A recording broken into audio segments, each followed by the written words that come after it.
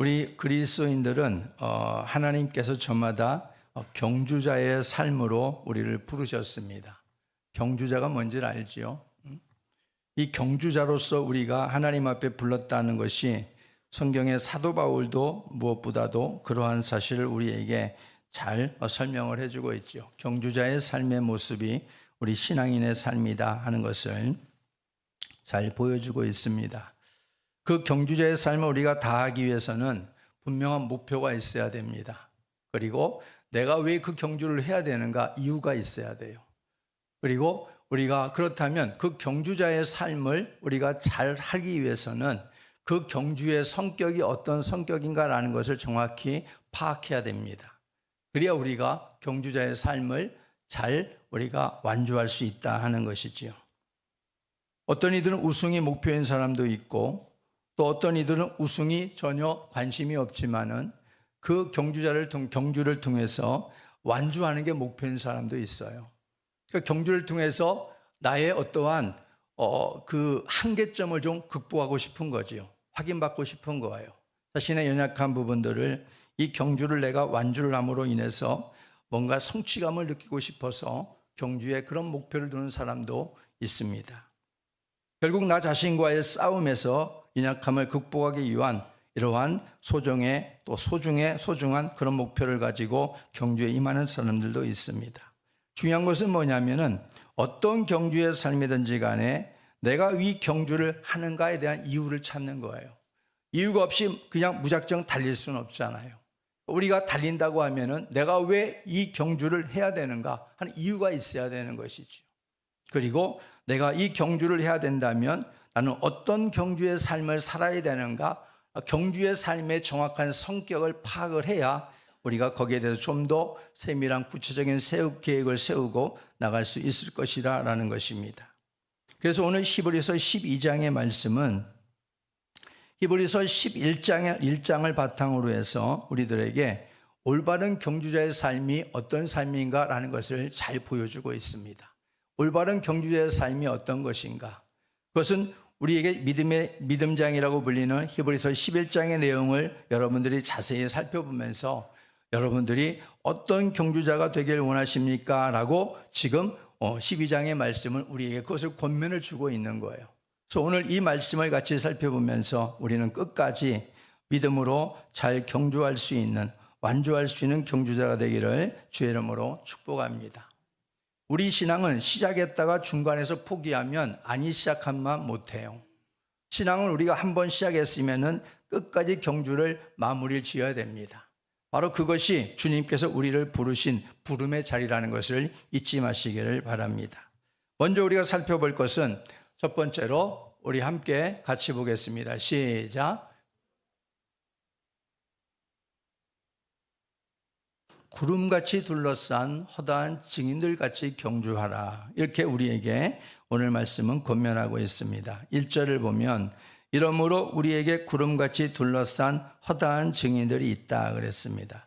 여기 구름 그리고 허다한 증인, 이것은 어떤 표현이냐면은 그만큼 무수히 많다는 겁니다. 수요가 증인들이 소수가 아니라 아주 굉장히 많다, 이걸 지금 우리에게 표현해 주고 있는 거예요.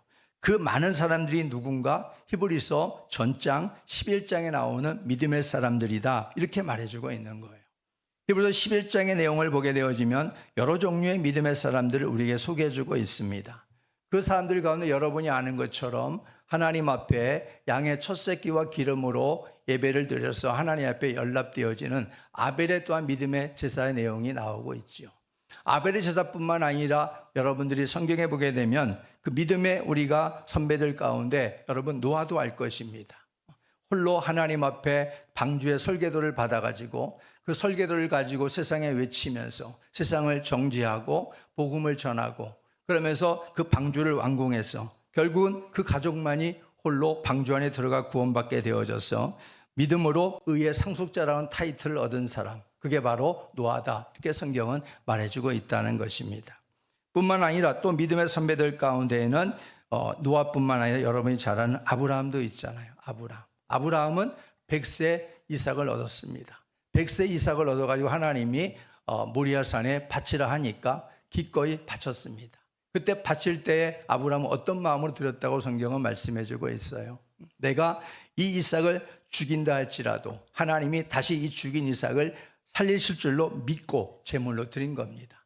하나님은 그런 아브라함의 믿음을 받으셔서 믿음의 조상이라고 하는 타이틀로 하나님이 높여주신 줄로 믿습니다. 뿐만 아니라 여러분이 아는 또한 요셉도 나오고 있잖아요. 요셉 역시도 우리의 큰 믿음의 선배입니다. 요셉 역시도 그 꿈으로 인해서 애굽의 노예로 팔려갔지만은 팔려진 모든 삶 속에서 그는 현재를 믿음으로 살았다라고 말씀을 드렸지요. 하나님의 섭리를 믿고 하나님의 인도하심을 따라서 믿음으로 살았다, 이렇게 말해주고 있습니다. 이 밖에 모세 역시도 성경은 뭐라고 설명해주고 있냐면은 왕궁에서 40년의 생활 동안 길들여질 수 있는 그러한 아주 호화호식을 누릴 수 있는 그런 환경이었지만은 모세는 그 환경을 오히려 뿌리쳤다. 왜냐하면 히브리 자기 민족과 함께 고난받는 것을 더 즐거워했다. 그래서 그는 왕궁의 세월을 뿌리치고 그는 하나님의 백성과 함께 광야에서 고난받는 길을 선택했다. 그것이 믿음이다 라고 우리에게 설명해 주고 있는 겁니다. 이렇게 히브리서 11장에는 이 밖에도 수많은 믿음의 용사, 믿음의 사람들을 우리에게 소개해 주면서 우리에게 바로 허다한 증인들로 우리 앞에 세우고 있는 겁니다. 그러면 하나님께서 왜 이렇게 수많은 사람들을 우리 앞에 믿음의 증인들로 세우시는가 하는 거예요. 왜 세우시는가? 이유가 있지 않겠어요? 단순히 이들의 믿음의 사람들의 어떤 무용담을 우리에게 알려주고자 함도 아닐 것이고, 세워주는 이유가 있다는 것이죠. 그 이유가 뭐냐면은 바로 우리들도 이들처럼 지금 현재 앞으로도 믿음의 선한 싸움을 싸워야 된다는 것을 말씀해 주고 있는 겁니다. 그들만이 우리 앞에서 믿음의 선한 싸움을 싸운 게 아니라 우리도 그들처럼 싸워야 될 같은 싸움이 남아있다. 그러니 그들을 자세히 조목조목 살펴보면서 어떻게 그 상황 속에서 믿음의 선한 싸움을 싸우는가를 잘 배우십시오. 그리고 그들을 따라 여러분도 그 공식을 적용해서 이 땅에서 같은 싸움을 싸우십시오. 그리고 하나님 앞에 믿음의 사람으로 인정받으십시오. 이게 바로 오늘 우리 앞에 허다한 증인들을 세우신 하나님의 이유다 하는 것을 말씀해 주고 있는 겁니다. 빌립보서 1장 30절 말씀을 한번 볼까요? 시작.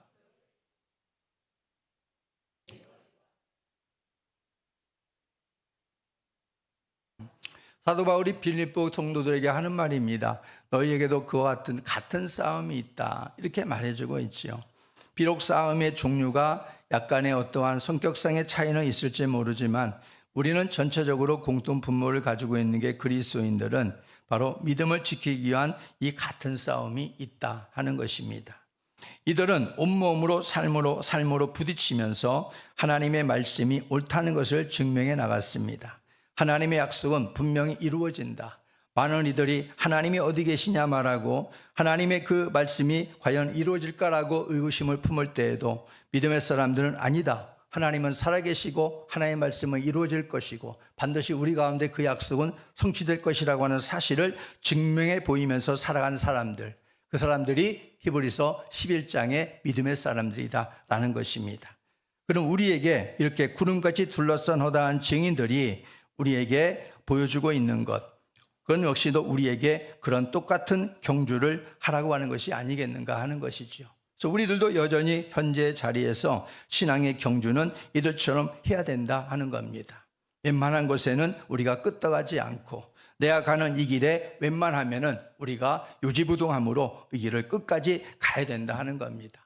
내가 가는 이 길이 옳다. 내가 주님을 따라가는 이 길이 비록 힘들고 어렵지만은 틀리지 않았다. 이걸 우리는 사람들에게 증명해 보이며 완주해야 된다 이겁니다. 그래서 오늘 이 수많은 구름같이 둘러싼 허다한 증인들이 우리에게 보여주는 것은 바로 그겁니다. 아무리 힘들어도 우리들을 보십시오. 그리고 우리의 뒤를 따라오십시오. 그러면 우리들이 뒤에서 이제는 이긴 자로서 여러분들을 응원할 것입니다. 여러분들은 경주가 혼자가 아닙니다. 그러니 우리들이 뒤에서 응원할 테니까 우리들이 갔던 그 길을 여러분들이 의심하지 말고 믿음으로 삶으로 부딪히면서 따라오십시오. 이렇게 지금 말하고 있는 것입니다. 그래서 우리는 오늘 구름같이 둘러싼 허다한 증인들처럼 우리의 삶이, 남은 삶이 이런 경주가 있기를 주의 이름으로 부탁을 드립니다. 사도행전 20장 24절에 보게 되어지면은 사도 바울이 이제 에루살렘으로 이제 올라가서 결박을 당하기 바로 일부 직전에 에베소 장로들에게 설교를 하는 내용이 나와요. 그 설교를 하면서 이제 마지막에 자기가 환난과 결박이 자기를 기다린다 이렇게 말을 하면서 많은 사람들이 만류했습니다. 지금은 좀 피했으면 좋겠다. 지금의 큰 환난은 이건 좀 큰 비는 좀 피하고 다음에 좀 갔으면 어떻겠습니까? 많은 사람들이 만류했지만은 그러나 사도 바울은 그 만류를 듣지 않습니다. 그리고 그가 하는 말이 이거예요. 나의 달려갈 길과 주 예수께 받은 사명, 곧 하나님의 은혜의 복음을 증거하는 일을 마치려 하면은 나의 생명을 조금도 귀한 것으로 여기지 아니하노라. 이 외침을 가지고 이 말씀을 가지고 사도 바울은 예루살렘에 올라가서 결국은 결박되어져서 환난을 당하게 되어진 것을 볼 수 있다 이런 말입니다. 사도 바울의 삶도 우리가 분명하게 알 수 있는 것을 한마디로 우리가 요약한다면 그는 경주자였다라는 것을 우리가 말할 수 있다는 것이죠. 아무리 자기 앞에 목숨이 경각에 달려있는 위험이 그 앞에 있었어도 사도 바울은 그것보다는 복음을 위해서 나의 경주자의 삶, 하나님이 나를 부르신 경주의 삶을 나는 마치겠다. 이것이 바로 사도 바울의 각오였던 것을 볼 수 있습니다. 그러므로 역시나 우리들은 앞으로도 구름같이 둘러싼 허다한 증인들 같이 우리 삶에 어떤 걸림돌이 있고 어려움이 있더라도 사도 바울과 같은 또 믿음의 선배들처럼 우리도 이 같은 싸움을 가지고 끝까지 경주할 수 있는 은혜가 있기를 주의 이름으로 축복합니다. 두 번째 우리의 경주의 모습은 또 어떻게 말하고 있나 볼까요? 시작. 모든 무거운 것과 오늘 그 다음에 있죠. 모든 무거운 것과 얽매기 쉬운 죄를 벗어버리고 그랬습니다. 모든 무거운 것과 얽매기 쉬운 죄를 벗어버려야 경주할 수 있는 겁니다. 여러분 육체적으로 경주하는 사람들의 모습을 가만히 보세요. 거기에 비대한 사람이 없어요. 과체중을 가지고 있는 사람들이 없다 이런 말이에요. 다 호리호리하고 그리고 다 아주 그야말로 너무 말랐다 싶을 정도의 그러한 몸을 가지고서 경주에 참여한 이들이 많습니다. 마라톤 같은 경우는 대부분 그러지 않습니까? 왜냐하면 그렇게 만든 거예요. 그 마라톤에 자신의 몸을 최적화시켜서 그 경주에 참여하기 위해서 우승하기 위해서 그렇게 자기의 몸을 만든 것이지요. 이전에는 좀 더 과체중이었다 할지라도 그 경주에 참여하기 위해서 몸무게를 줄이고 그리고 근육량을 늘리고 그러면서 그 경주자로서의 합당한 자신의 몸을 최적화시킨 것입니다. 세상에서도 바로 그렇게 모든 경주에 참여하면서 우승하기 위해서 그렇게 자기의 몸을 가꾸고 만든다 이런 말이에요. 모든 무거운 짐을 가지고서는 경주에 이길 수 없기 때문에 그렇습니다. 몸무게가 우리가 정말 많이 나가고서는 얼마나 달릴까요? 얼마 달리지 못하고 아마 금방 포기하고 말 것입니다. 그렇기 때문에 영적 경주자인 우리들에게도 마찬가지입니다. 이처럼 거추장스러운 것들은 오늘 여기 뭐라고 말해주고 있냐면 모든 무거운 것과 얽매기 쉬운 죄다 이렇게 말해주고 있는 거예요. 이 모든 무거운 것과 얽매기 쉬운 죄, 우리가 경주하지 못하도록 만드는 거추장스러운 것들, 바로 이것을 우리는 어떻게 해야 된다고요? 이것을 끊어내야 된다 이런 말이에요. 이것을 같이 안고는 얼마 못 간다. 그리고 그 경주는 반드시 실패하고 완주할 수 없다. 이걸 말해주고 있는 거예요. 그래서 모든 무거운 것이라는 것은 바로 우리가 세상의 환경도 될 수 있어요. 여러분이 안고 있는 걱정과 근심과 염려가 될 수 있어요. 염려를 다 맡기라, 걱정을 맡기라. 그런데 우리는 안 맡기잖아요. 굴리라 그랬잖아요. 염려라고 하는 거 맡긴다는 의미는 굴려버려라 이런 뜻이 있다고 말씀을 드렸지요. 굴려버리라는 거예요, 하나님 앞에. 근데 우리가 믿음이 되지 못해서 염려와 걱정 때문에 못 굴리는 거 하나님 앞에. 그러니까 그것이 결국엔 나의 족사가 되어지고 나에게 평생 따라다니는 무거운 짐이 되어져 버린다는 거지요. 그렇기 때문에 경주할 수가 없는 거예요. 달리려고 해도 뭔가 뒤에서 나를 붙잡고 끌어당기는 힘이 더 강하기 때문에 내가 달리려고 해도 늘 다람쥐 쳇바퀴식으로 제자리 걸음만 할 뿐이에요.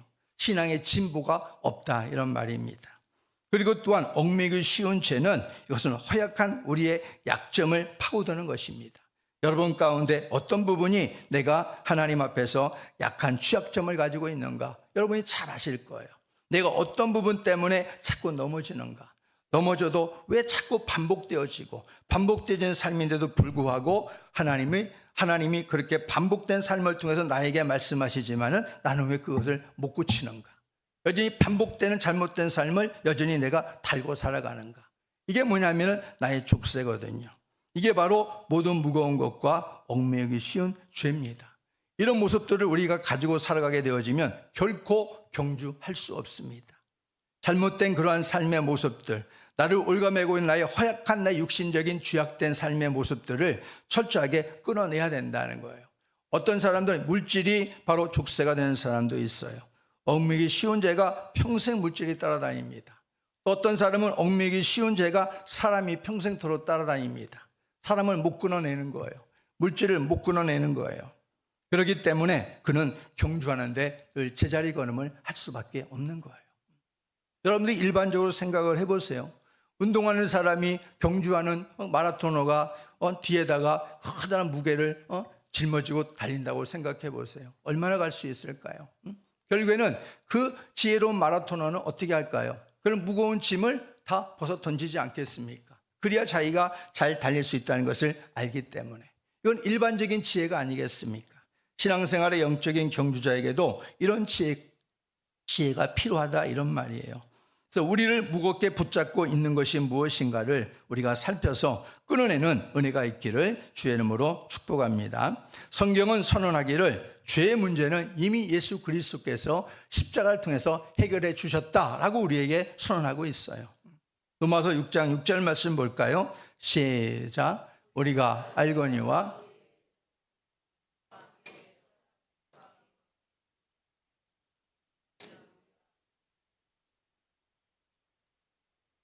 우리의 옛사람이 예수와 함께 십자가에 못 박힌 것은 그 다음에 뭐라고요? 죄의 몸이 죽어 살아. 죽어 그랬잖아요. 죄의 몸이 죽어. 주님이 십자가에 못 박히신 것은 우리의 죄의 몸을 같이 못 박아 죽이신 거예요. 죄에 대해서는 우리는 이젠 죽은 자가 되었다 이런 말이에요. 그런데 왜 자꾸 우리 안에 자꾸 죄를 따라가면서 우리가 종노릇하냐 이런 말이죠. 로마서 6장 18절 말씀도 볼까요? 시작. 분명히 말씀하시잖아요. 죄로부터 해방되었고 의에게 종이 되었다. 이렇게 말씀해주고 있잖아요. 그러니까 우리는 주님께 매어있는 사람이 된 거예요. 세상의 종으로부터 해방되어져서 주님께 매어있는 사람을 하나님 부르신 거예요. 그런데 예수님의 십자가를 통해 가지고 우리들의 죄를 대속해 주셨음에도 불구하고 모든 무거운 것과 얽매이기 쉬운 죄를 처리하는 이 모습에 있어서 근데 이 사람의 성숙에 따라서 믿음의 성숙에 따라 달라질 수 있다는 것을 우리가 잘 알아야 됩니다. 사람의 성숙에 따라 죄를 다루는 세밀함과 죄에게 허점을 보이지 않고 무거운 짐을 해결하는 능력의 차이가 다르게 나타나게 되어져 있습니다. 그래서 사도 바울은 우리에게 너희들이 어린아이가 되지 말아라 그러는 거. 어린아이가 되지 말아라. 젖만 먹고 부드러운 것만 탐하는 어린아이가 되지 말아라.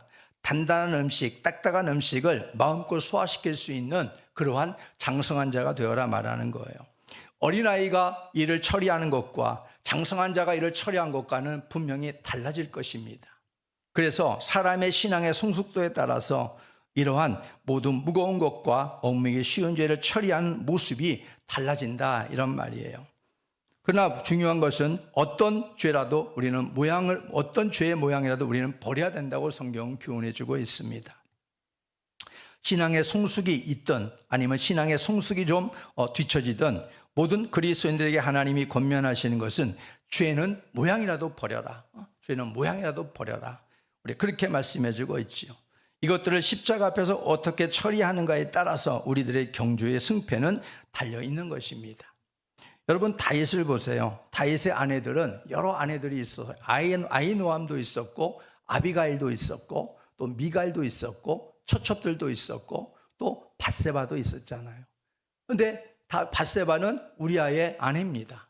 남의 아내를 강탈해 갖고 자기 아내를 삼은 사람이 다윗입니다. 그러니 하나님 보시기에 얼마나 괘씸하겠어요. 그래서 하나님께서 이 다윗의 아들 중에 압살롬이 반역을 하게 만들죠. 반역을 해가지고 결국에는 왕궁에서 쫓겨나는 이런 다윗이 됩니다. 쫓겨나면서 많은 고난과 어려움을 당하게 되지요.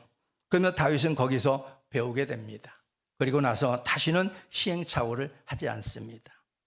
다윗은 나중에 나이가 들어가지고 이 신하들이 수냄 여인 중에 아비삭이라고 하는 아주 어여쁜 여인, 젊은 여인을 그에게 붙여줍니다. 그러면서 몸을 따뜻하게 하라고 붙여줘요. 근데 다윗은 절대 아비삭과 잠자리를 같이 하지 않습니다. 이게 바로 다윗이 보여주는 모습이라는 거죠. 그런 다윗을 성경은 말하기를 그는 늑도로 부하고 종기를 누리다가 죽었다, 이렇게 표현해 주고 있는 거예요. 우리 역대상 29장 28절을 한번 볼까요? 시작.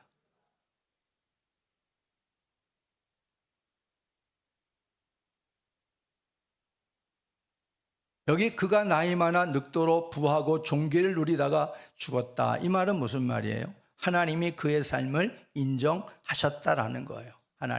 하나님이 그의 삶을 지켜주셨다라는 거예요. 하나님이 그의 삶을 복되게 하셨다라고 하는 거예요. 비록 한 가정을 그야말로 완벽하게 다 무너뜨려버리고 남의 아내를 강탈했던 그런 나쁜 죄를 저질렀던 다윗이지만은 하나님 앞에 철저하게 회개를 합니다, 다윗은. 그리고 돌이키는 거예요. 하나님, 다시는 내가 그렇게 하지 않겠다고 그의 삶이 완벽하게 돌아섭니다. 그래서 늙음하게 그렇게 예쁜 그런 여인을 붙여주어도 다윗은 절대 거기에 눈을 돌리지 않습니다. 다윗의 이러한 부분은 결국 뭐냐면 십자가 은혜 앞에, 결국 하나님의 은혜 앞에 그 죄의 문제를 처리했다는 얘기가 되는 겁니다. 역시 우리들의 믿음의 경주도 마찬가지예요. 십자가 앞에서 어떻게 그 우리에 달려있는 그런 무거운 죄들, 무거운 것들을 처리하느냐에 따라서 우리들의 경주의 그 발걸음은 가벼울 수도 있고 무거울 수도 있다는 것을 잊지 마시길 바랍니다. 나는 열심히 하나님 앞에 달리는데 왜 이렇게 믿음의 진보가 없는가? 나는 오늘도 피땀 흘리면서 열심히 달린다고 달렸는데 왜 제자리 걸음인가? 이유가 있는 거예요. 이유가. 바로 그것을 우리는 십자가 앞에서 엎드려 바로 그러한 문제들을 온전하게 처리함으로 인해서 좀 더 가볍고 탄력 있는 모습으로 신앙의 경주에 임하는 우리가 되었으면 좋겠습니다. 세 번째는 바로 인내로서 경주해야 된다, 우리가 이렇게 말씀해 주고 있습니다. 그 다음에 보게 되어지면은 인내로서 우리 앞에 당한 경주를 하며 12장 하반절에 1절에 나와 있습니다. 그래서 우리가 인내로서 경주해야 된다. 인내의 말씀들이 성경에는 곳곳에 나와 있습니다. 우리가 몇 구절만 살펴보겠습니다. 로마서 5장 3절 4절 말씀 시작. 다만 이뿐 아니라 환난 중에도 즐거워하나니 환난은 인내를, 인내는 연단을, 연단은 소망을 이루는 줄 알미로다.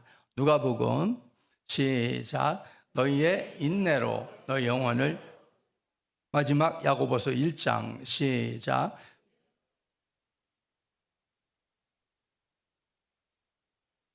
우리가 인내에 대한 성경 구절을 우리가 세 구절을 같이 보았습니다. 근데 우리가 공통적으로 보는 게 뭐냐면요, 인내라는 것은 평상시에 우리가 좋을 때, 기쁠 때, 우리가 평상시에 평안할 때는 인내라는 것이 길러지질 않아요. 절대 인내라는 것은 안 길러집니다. 인내할 필요도 없는 것이고. 근데 인내가 어떤 때 길러지게 되냐면 시련이 왔을 때 인내가 길러지는 거예요. 시련이 왔을 때. 그래서 인내라고 하는 것은 우리의 구원과도 연관성이 있기 때문에 하나님이 인내 열매를 우리로 하여금 맺히게 하십니다. 그런데 평안할 때는 우리가 좋은 일만 구하고 좋은 일만 우리가 평탄한 것만 구할 때는 인내라고 하는 열매를 만들 수 없기 때문에 하나님이 우리에게 고난이라고 하는, 어려움이라고 하는, 시련이라고 하는 것들을 우리에게 보내시는 거예요. 그 시련을 통해서 우리에게 하나님께 인내 열매를 맺으라는 겁니다.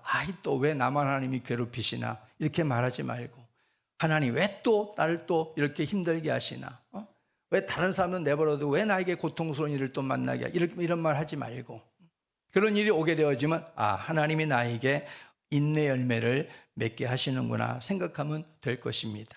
인내는 반드시 시련을 통해서만 만들어지는 귀한 열매예요. 그렇기 때문에 여러분 앞에 나타나지는 고난과 어려움, 이런 시련들이 오게 되어지면 그 시련들을 통해서 내 인내가 어느 정도의 수치까지 올라가 있는가를 확인하고 점검하는 시간이 되기를 바랍니다.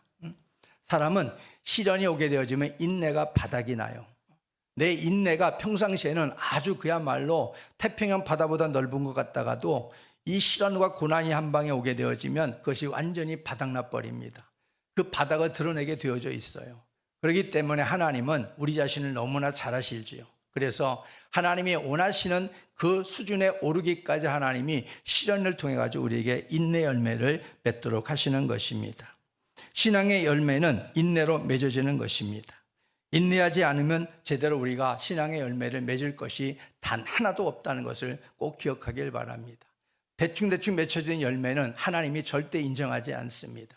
하나님 앞에서 인내로 맺혀진 그 열매가 제대로 탄탄하게 우리가 열매를 맺었을 때 하나님은 그 열매를 통해서 영광을 받으신 줄로 믿으시기 바랍니다.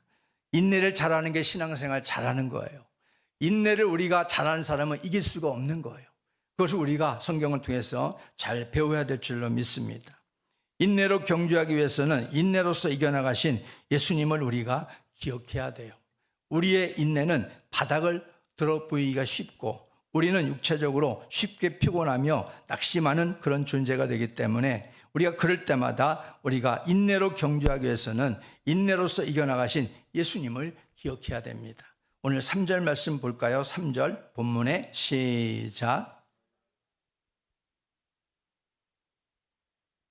자기를 거역한 일을 참으신 일을 생각하라. 자기 이같이 자기에게 거역한 일을 참으신 일을 생각하라.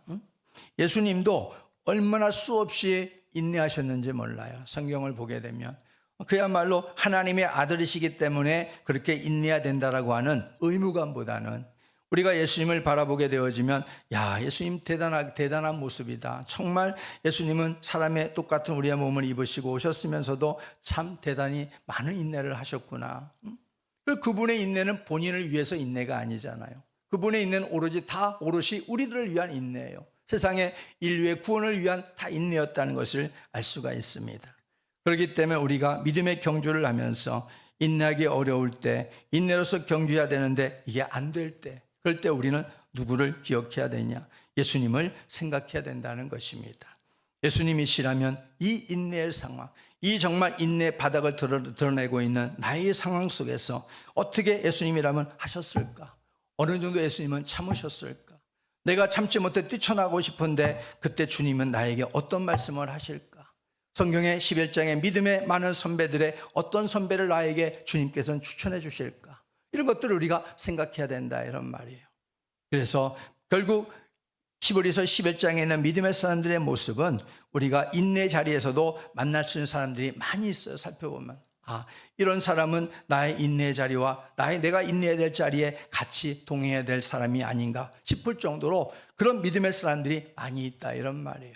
그래서 그런 사람들을 보라고 말씀해 주고 있는 것이고 우리는 예수님을 우리가 생각하면서 어렵게 우리가 힘겹게라도 인내할 수 있다면 그 인내 뒤에 어떤 일이 벌어지게 되어지는가? 좋은 열매가 맺혀지게 하신다는 겁니다. 좋은 열매가 맺혀져요. 인내 뒤에 좋은 열매가 맺혀지는 것입니다. 여러분 농부들을 보세요.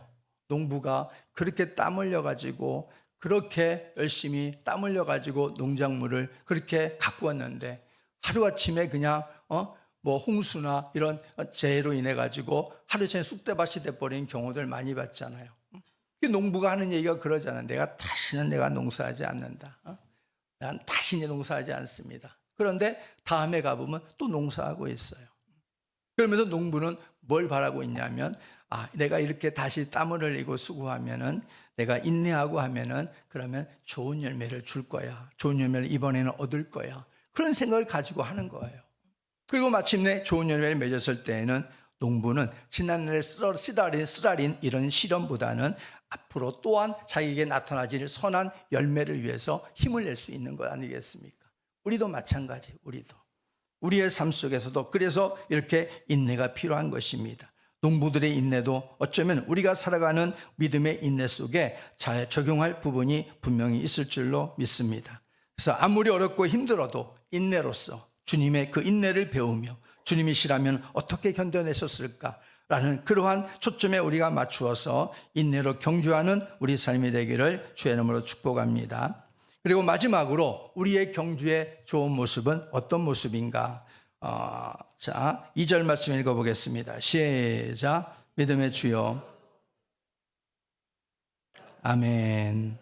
우리의 경주는 믿음의 주요 또 온전케 하시는 이인 예수를 바라보면서 경주해야 된다라는 거예요. 우리가 경주자가 흐지부지 되지 않기 위해서는 반드시 목표가 있어야 됩니다. 만약에 42.195라고 하는 이 기나긴 마라톤 경주에 끝이 없다고 생각해 보세요. 누가 그것을 도전하겠어요? 정신이 제대로 박혀 있다 그러면 거기에 누가 도전하겠냐 이런 말이에요. 그러나 끝이 있기 때문에 하는 거예요. 끝이 있기 때문에. 결국에는 그 분명한 목표가 있어야 된다 이런 말입니다. 우리의 신앙생활은 우리의 믿음의 경주에 비유하고 있고, 경주자는 목표가 분명해야 어려운 일이 있어도 중단하지 않고 마지막까지 경주할 수 있는데, 우리의 목표는 누구라고요? 믿음의 주요 온전케 하시는 이인 예수인 줄로 믿습니다. 오늘 예수님이 우리의 믿음의 근원이 되시고, 예수님이 우리를 온전케 하시는 분이시고, 예수님이 우리의 믿음을 창출하시는 분이시고, 예수님이 우리의 믿음을 완성케 하시는 분이신 줄로 믿습니다. 그래서 그 주님께 우리가 초점을 맞추라는 거예요. 거기에 시선을 맞추라는 거예요. 여기 예수님을 바라보자 그래서 바라보자. 이 바라보자는 의미는 어떤 의미냐면은 곁눈질을 하지 말자는 거예요. 곁눈질을 하지 말고 시선을 예수님께 똑바로 고정을 시키시라는 거예요. 예수님은 절대 변함이 없으셔요. 그래서 그분을 우리는 뭐라고 말하냐면 그분은 반석이다, 큰 바위다 이렇게 말하고 있어요. 절대 예수님이 변하지 않아요. 흔들림이 없습니다. 그 주님께 시선을 고정시키고 나면은 우리는 안전한 것이지요. 근데 문제는 뭐냐면 우리를 자꾸 곁눈질하게 하게 하는 세상 것들로부터 자꾸 우리의 시선이 방향이 달라진다는 거예요. 예수님에게서 가다가도 우리가 세상에 눈을 돌리게 되는 거예요. 그래서 자꾸 삐딱삐딱해지는 거예요. 탈선하게 되어지는 거예요. 여러분, 농부가 밭고랑을 우리가 간다고 생각할 때에 저 반대편에 소 한 마리가 있어요. 소 한 마리. 가만히 보니까 저 소 한 마리가 자기 눈앞에 딱 시선을 맞추기에 딱 좋다 생각합니다. 그래서 밭고랑을 갈기 시작을 했어요. 처음엔 소가 가만히 그 자리에 꼼짝하지 않고 있으니까 밭고랑이 잘 갈아졌습니다. 근데 이 농부가 알아차리지 못할 만큼 소는 양쪽으로 왔다 갔다 하기 시작하는 거예요. 그것을 멀리서 감지하지 못했던 농부는 소가 움직이는 대로 목표를 정하고 밭고랑을 갈지 않겠습니까? 나중에 밭고랑을 다 갈았다 싶은데 돌아보니까 어떻게 되겠어요? 밭고랑이 어떻게 되겠어요? 똑바로 되겠어요? 삐딱빠딱 지그작으로 막 갈아지지 않겠습니까? 우리가 주님 앞에 시선을 고정시켜야 되는 것, 반석이 되시고 흔들림이 없고 변함이 없으신 그분께 고정해야 될 이유가 바로 여기에 있다 이런 말이에요. 예수님께서 예수님의 제자들을 갈릴리 바다로 보내시면서 먼저 건너게 하시는 내용이 나옵니다. 마태복음 14장에 보게 되어지면, 그럴 때 예수님이 이제 뒤늦게 예수님께 바다 위를 걸어서 제자들을 찾아가시요. 그때 이 예수님을 바라본 제자들이 예수님을 유령이라 생각하면서 막 호들갑을 떱니다. 그럴 때 예수님께서 자신의 정체를 밝히시고, 그러니까 베드로가 거기에서 예수님에게 묻습니다. 예수님이시거든 나를 명령해서 나도 바다 위로 걸어서 주님처럼 주님께로 걸어가게 하옵소서. 그러니까 예수님께서 그래 베드로야 그렇게 해라라고 말씀하십니다. 그러니까 베드로가 그냥 좋아가지고 배에서 뛰어내렸습니다. 바다 쪽으로. 그랬더니 웬걸 가라앉지 않습니다. 예수님 이후로 두 번째로 바다 위를 걷는 자가 되었습니다. 그러면서 그렇게 바다를 걸어서 주님을 향해 초점을 맞추고 가지요. 근데 문제는 얼마 가지 못해서 바람이 불기 시작합니다. 풍랑이 일기 시작하고 베드로의 시선이 자꾸 주님에게서 주변으로 자꾸 곁눈질하게 되어졌습니다. 그러자마자 어떻게 됐어요? 순식간에 바닷속으로 빠져 들어가고 말았습니다. 예수님께서 빠져들어가는 베드로를 잡아 끄시면서 하시는 얘기가 뭐예요? 야, 믿음이 적은 자야 왜 의심하느냐? 믿음이 적은 자야 왜 의심하느냐? 주님이 그렇게 말씀하시는 걸 볼 수 있습니다. 예수님께 시선이 고정되지 못하면 우리도 이같이 된다는 교훈입니다. 그래서 우리가 믿음의 신앙의 경주자들은 믿음의 주요 온전케 하시는 예수를 온전히 바라볼 때 우리의 경주는 제대로 안전하게 될 수 있을 줄로 믿으시기 바랍니다. 우리들이 영원히 바라볼 주님은 아무런 대가나 계약 없이 오직 계산 없이 강팍한 영혼들이 돌아오는 그 기쁨의 순간을 위해서 십자가를 견뎌내신 분입니다. 오늘 3절 말씀에 바로 너희가 피곤하여 낙심하지 않기 위하여 죄인들이 이같이 자기의 거역한 일을 참으신 일을 생각하라 말씀하셨고, 2절의 중반절에 보는 그는 그 앞에 있는 기쁨을 위하여 십자가를 참으사 부끄러움을 개의치 아니하셨다, 이렇게 말씀해 주고 있습니다. 주님께서는 바로 아무런 대가 없이 계산 없이 한 영혼이 돌아오는 그 기쁨을 주님께서는 기다리시면서 십자가를 견뎌내신 분입니다. 우리가 바라볼 분은 바로 이 주님이라, 이런 말이죠. 그래서 나 같은 강팍한 영혼이 주께로 돌아가게 하기 위해서 모든 것을 참아내시고 감내하신 주님을 우리가 바라보면 그 주님이 우리 가운데 삶 속에서 고난이라도 시련이라도 이겨낼 수 있는 은혜와 힘을 베풀어 주실 줄로 믿습니다. 요한일서 5장 4절 말씀 한번 읽어볼까요? 시작. 무릇 하나님께로부터 난 자마다 세상을 이기느니라. 세상을 이기는 승리는 이것이니 우리의 믿음이니라. 믿음은 선물이지만 그 믿음으로 우리가 세상을 이긴다, 이렇게 말해주고 있잖아요. 그래서 여러분들이 하나님 앞에 바로 주님이 주신 그 온전한 주님을 향한 믿음을 여러분들이 하나님 앞에 얻어서 그 믿음의 주요 온전케 하신 주님을 온전히 바라보면서 여러분의 삶에 삐딱삐딱한 그러한 경주의 길을 걸어가지 말고 온전히 주님께 시선을 고정해서 반듯하게 주님을 향해서 흔들림 없는 경주의 삶이 되기를 주의 이름으로 부탁합니다. 우리는 경주자의 삶으로 부름을 받았다고 말씀을 드렸습니다. 그 경주자의 삶에 분명히 우리 앞에 허다한 증인들이 있습니다. 그리고 구름같이 둘러싼 이 허다한 많은 증인들은 우리에게 여전히 우리에게 응원을 보내고 지금도 있습니다. 웬만한 일에는 쓰러지지 마십시오. 나도 당신처럼 똑같은 비슷한 내가 그런 고난의 자리에 있었습니다. 그러나 나는 믿음의 주요 온전케 하신 예수를 내가 바라보았습니다. 그리고 참을 수 없을 만한 때 주님의 고난을 생각했고 그 주님의 고난을 내가 바라보면서 내가 믿음의 경주를 쉬지 않고 내가 달려왔습니다.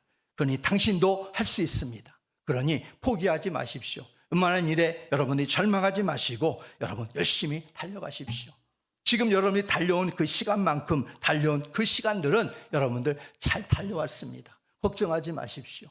여러분들의 몸으로 부딪히면서 때로는 멍이 들기도 하고 찢기기도 하고 지금까지 달려왔는데 그래도 잘 달려왔으니 앞으로도 잘 달려가십시오. 우리가 뒤에서 응원하겠습니다 하고 지금 우리 앞에 둘러싼 많은 허다한 증인들이 이렇게 우리에게 있다는 것을 잊지 마시길 바랍니다. 주님은 우리의 대장 되신다고 말씀하셨잖아요. 주님이 우리 앞에서 끌어주고 이렇게 많은 구름같이 둘러싼 믿음의 많은 허다한 증인들 선배들이 우리를 응원하고 있다면 한번 그 길은 가볼 만한 길이 아니겠습니까? 그 길은 가볼 만한 길이 아니겠어요? 우리를 통해 주님이 원하시는 경주의 삶은 우리의 삶으로 증명해내는 거예요. 우리의 삶으로. 그 길을 갔더니 틀렸어, 이게 아니라 힘들지만 그 길을 갔더니 잘 간 길이었어. 맞아. 힘들고 어려웠지만 하나님의 말씀대로 되는 길이었어. 정말 하나님의 약속이 틀림이 없는 길이었어. 여러분들이 믿음의 삶으로 증명해내는 길이 된다, 이런 말이에요. 그 길이 바로 우리가 걸어가야 될 믿음의 경주자의 삶입니다. 이런 삶의 길을 주님만을 온전히 바라보면서 달려갈 수 있기를 주의 이름으로 축복합니다.